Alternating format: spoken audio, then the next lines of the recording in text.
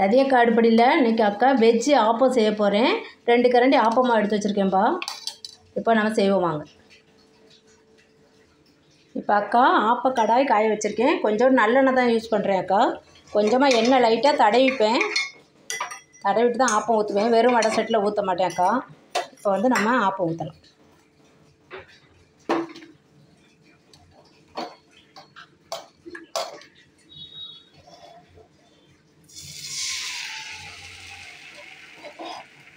இது நல்லா சுற்றி கொடுத்துடலாம்.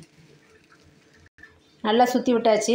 இதுக்கு அக்கா என்ன வெஜ்ஜு சேர்க்க போகிறேன்னா, ஒரு பாதி கேரட் ரொம்ப பொடியாக நறுக்கி வச்சுருக்கிறேன்.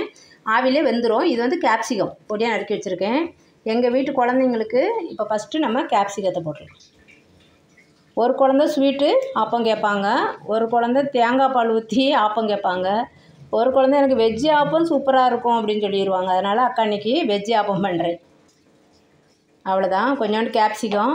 நீங்கள் கேப்சிகம் இல்லைன்னா கொஞ்சம் பச்சை மிளகா கூட பொடியாக நறுக்கி போட்டுக்கலாம். இது குழந்தைங்களுக்குங்கிறனால அக்கா வெறும் கேப்சிகம் தான் சேர்த்துருக்குறேன். அதுக்கப்புறம் கேரட், கோஸ் இருந்தால் போட்டுக்கலாம். அது வந்து அந்த வாசனை சில குழந்தைங்களுக்கு பிடிக்காது.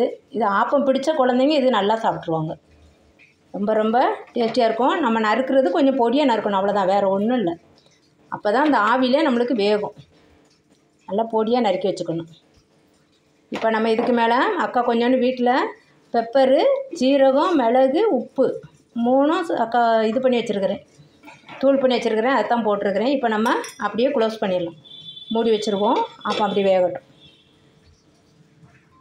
இப்போது வெந்துருச்சா பார்க்கலாம். நம்ம வந்து கொஞ்சம் கையை வச்சு பார்த்தோம்னா மாவு ஒட்டாமல் இருக்கணும். அப்போ நல்லா வெந்துருச்சு. அதோடு சேர்த்து அந்த வெஜ்ஜு வெந்திருக்கும். வெஜ்ஜு அதான் பொடியாக நறுக்குனிங்கன்னா நல்லா அதிலே வெந்துரும்ப்பா. அவ்வளோதான், appam ready. Veg appam ready.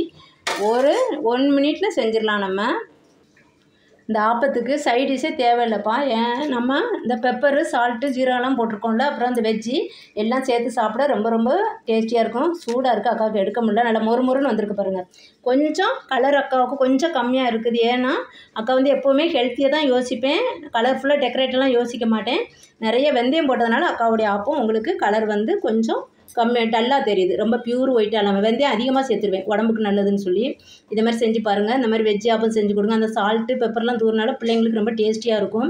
இது கூட நம்ம வீட்டில் செஞ்ச டொமேட்டோ சாஸ் வச்சு தொட்டு சாப்பிட்டுக்கலாம். அப்படின்னா வெறும் தேங்காய் சட்னி அரைச்சி கூட கொடுக்கலாம். ரொம்ப டேஸ்டியாக இருக்கும். குருமா வச்சு சாப்பிட்டா இன்னும் ரொம்ப ரொம்ப டேஸ்டியாக இருக்கும்.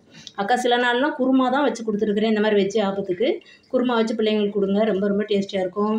இந்த வெஜ்ஜு ஆப்பத்தை செஞ்சு பார்த்துட்டு கமெண்டில் சொல்லுங்கள் அக்காவுக்கு எப்படி இருந்துச்சுன்னு சொல்லி. ரதியா காடுபடிக்கு சப்ஸ்கிரைப் பண்ணுங்கள், லைக் பண்ணுங்கள், ஷேர் பண்ணுங்கள். தேங்க்யூ.